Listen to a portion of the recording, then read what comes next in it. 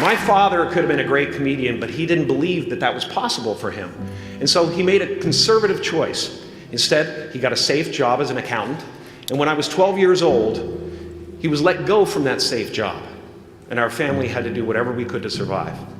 I learned many great lessons from my father, not the least of which was that you can fail at what you don't want.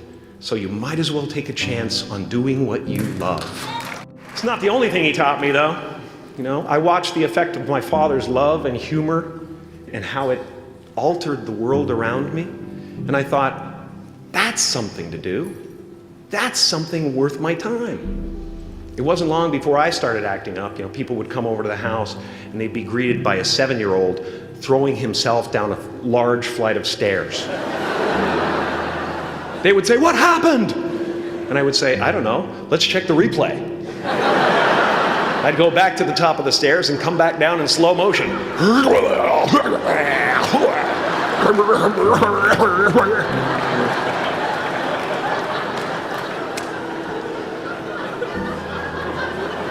It was a very strange household. My father used to brag that I wasn't a ham, I was the whole pig. And he treated my talent as if it was his second chance. When I was about 28, after a decade as a professional comedian, I realized one night in LA that the purpose of my life had always been to free people from concern, just like my dad. And when I realized this, I dubbed my new devotion the Church of Freedom from Concern. The Church of FFC.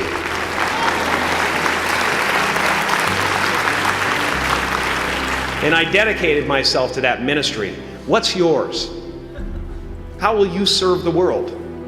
What do they need that your talent can provide? That's all you have to figure out.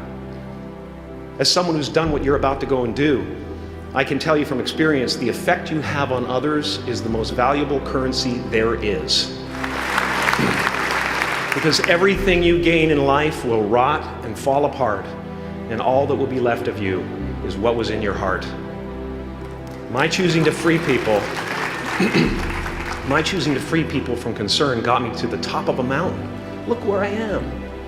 Look what I get to do. Everywhere I go. I'm going to get emotional because when I tap into this, it really is extraordinary to me. I did something that made people present their best selves to me wherever I go. I've often said that I wished people could realize all their dreams and wealth and fame, and so that they could see that it's not where you're going to find your sense of completion. Like many of you, I was concerned about going out into the world and doing something bigger than myself, until someone smarter than myself made me realize that there is nothing bigger than myself. Because life doesn't happen to you, it happens for you. How do I know this? I don't, but I'm making sound, and that's the important thing. That's what I'm here to do. Sometimes I think that's the only thing that's important, really, you know? It's just letting each other know we're here, reminding each other that we're part of a larger self.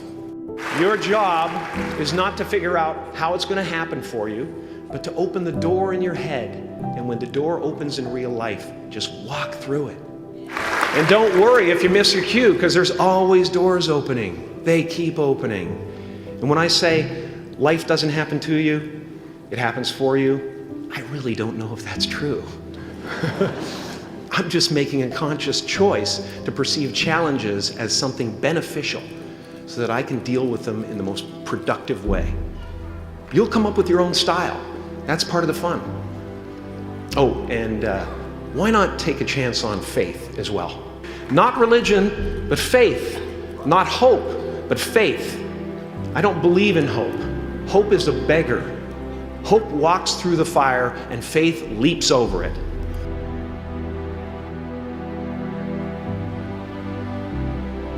I used to believe that who I was ended at the edge of my skin. That I had been given this little vehicle called a body from which to experience creation. And though I couldn't have asked for a sportier model. It was, after all, a loaner and would have to be returned. Then I learned that everything outside the vehicle was part of me too. And now I drive a convertible.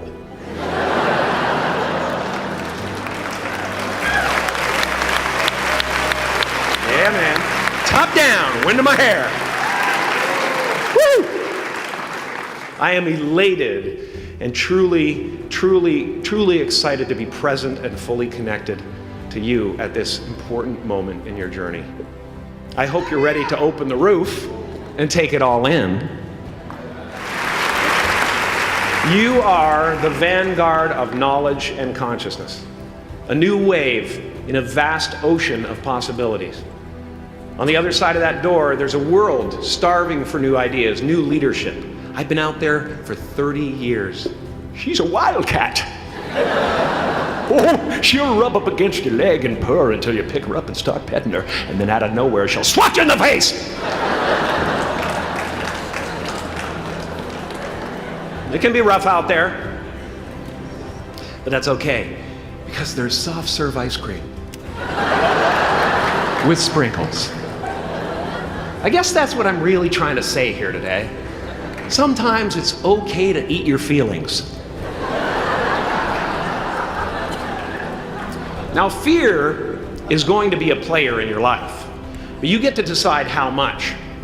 You can spend your whole life imagining ghosts, worrying about the pathway to the future, but all there will ever be is what's happening here, and the decisions we make in this moment, which are based in either love or fear.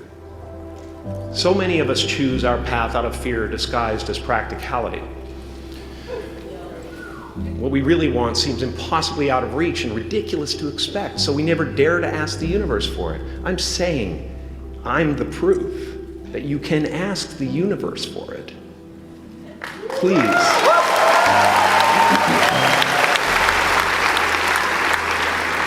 I am at the top of the mountain, and I was, and the only one I hadn't freed was myself, and that's when my search for identity deepened. I wondered who I'd be without my fame. Who would I be if I said things that people didn't want to hear? Or if I defied their expectations of me? And that peace that we're after lies somewhere beyond personality, beyond the perception of others, beyond invention and disguise, even beyond effort itself. You can join the game, fight the wars, play with form all you want, but to find real peace, you have to let the armor go. Your need for acceptance can make you invisible in this world.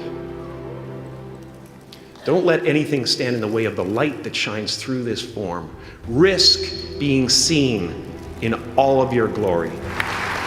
My soul is not contained within the limits of my body. My body is contained within the limitlessness of my soul.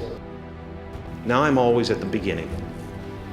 I have a reset button, and I ride that button constantly. Once that button is functioning in your life, there's no story that the mind could create that will be as compelling. The imagination is always manufacturing scenarios, both good and bad, and the ego tries to keep you trapped in the multiplex of the mind.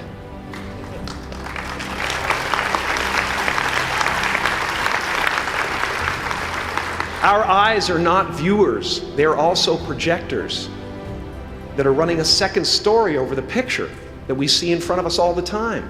Fear is writing that script, and the working title is, I'll Never Be Enough. I had a substitute teacher from Ireland in the 2nd grade that told my class during morning prayer that when she wants something, anything at all, she prays for it and promises something in return, and she always gets what she wants.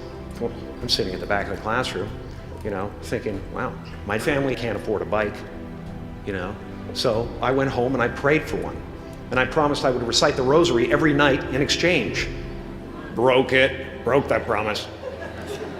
But 2 weeks later, I got home from school to find a brand new Mustang bike with a banana seat and Easy Rider handlebars. Yeah.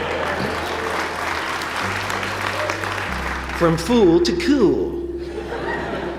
My family informed me that I had won the bike in a raffle that a friend of mine had entered my name in without my knowledge whatsoever.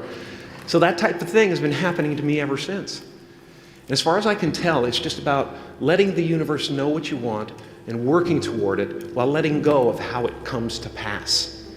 No matter what you gain, ego will not let you rest. It will tell you that you cannot stop until you've left an indelible mark on the earth, until you've achieved immortality. How tricky is this ego that it would tempt us with the promise of something we already possess? Relax and dream up a good life.